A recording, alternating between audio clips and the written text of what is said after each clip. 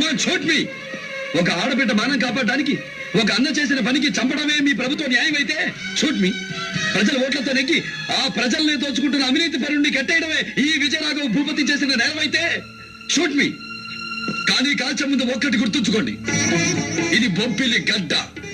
ఇక్కడ మట్టికి రక్తాన్ని జీర్ణించుకోవడం కొత్త ఏమీ కాదు.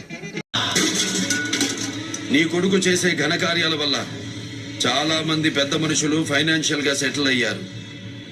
పరాయి వాళ్ళ పగ తీర్చే మాలాంటి ప్రొఫెషనల్ కిల్లర్స్ కూడా సెటిల్ అవ్వాలిగా. ఏంటి నువ్వు కిల్లర్వా?